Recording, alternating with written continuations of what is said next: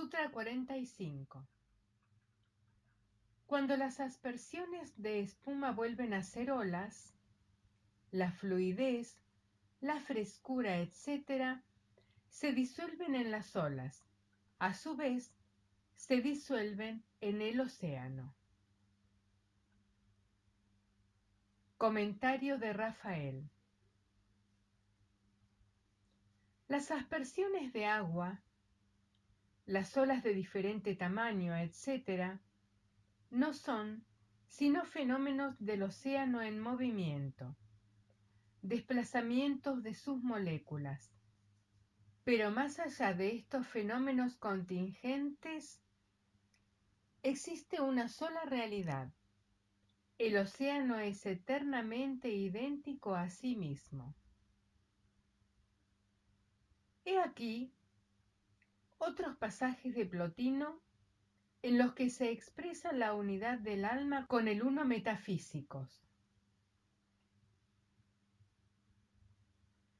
Cuando el alma tenga la buena fortuna de alcanzarlo, cuando él, el uno, llegue al alma, o mejor aún, revele simplemente su presencia, cuando el alma misma haya retirado su faz de las cosas presentes y se disponga a ser tan bella como le sea posible, y hasta logre la semejanza, los preparativos y el tipo de acicalamiento, no sé cómo, resultan claros para quienes se preparan.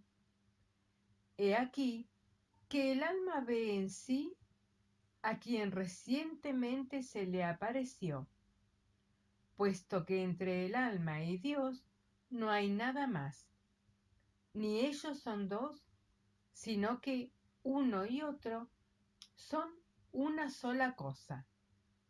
Eneadas, libro 6, capítulo 7, punto 34. También nos dice Plotino: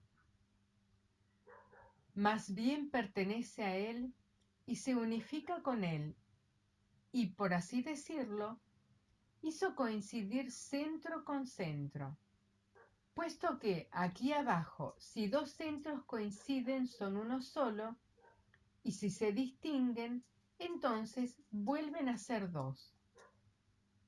Por ello, también nosotros, por ahora, hablamos del uno como de algo diferente. Precisamente por esto es muy difícil explicar la visión. En realidad,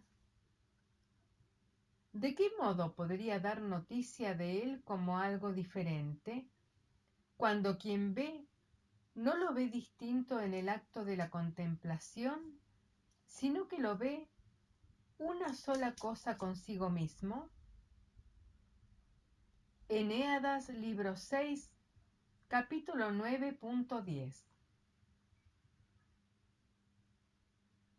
Y vuelve a decirnos Plotino: ahora bien, puesto que no eran dos, sino que quien veía era una sola cosa con el objeto visto, no visto, sino unido, que se convierte en aquel, entonces, cuando se funde en él, si lograse recordar, poseería cerca de sí una imagen de él. Sin embargo, él ya era uno en sí, en aquel momento, y no conservaba en sí diferenciación alguna, ni en comparación consigo mismo, ni en relación con las otras cosas, puesto que en él no había movimiento alguno. En él, que había ascendido a aquella altura, no había animosidad ni deseo de nada, y tampoco había razón ni pensamiento alguno. Ni siquiera él mismo existía.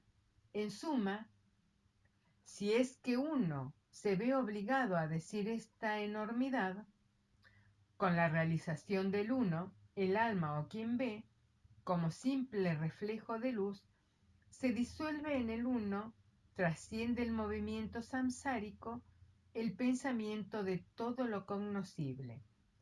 En cambio, como arrobado o inspirado, él ingresó silenciosamente en el aislamiento Kaivalya, según el Sutra número 34 del libro 4 del Raja Yoga de Patanjali, y en un estado que no conoce más sacudidas y no renuncia más a ser de él, y no se vuelve más hacia sí mismo, completamente quieto, casi transformado en la inmovilidad misma. Incluso él ya superó las cosas bellas, más bien ya corre por encima de la belleza misma, más allá del coro de las virtudes, o sea, está más allá de toda calificación positiva o negativa, más allá de la cantidad, más allá del ser mismo, que precisamente es calificación primigenia.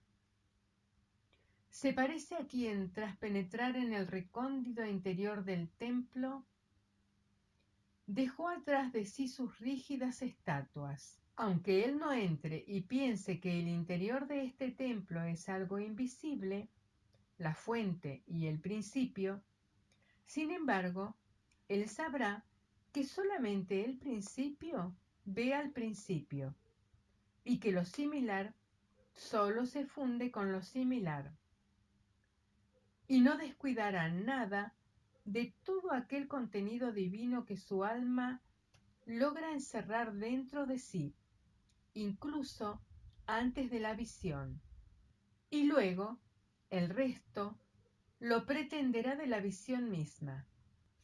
El resto, esto es, para quien lo ha superado todo, es el que es anterior a todo. Por lo tanto, si alguien se ve ya transfigurado en él, ese posee en sí mismo una similitud de él. Y si de sí mismo, que es copia, pasa al original, ya llegó al final de su viaje. Con la realización de la identidad con aquel, el viaje del alma llega a su conclusión. Eneadas, libro 6, capítulo 9.11.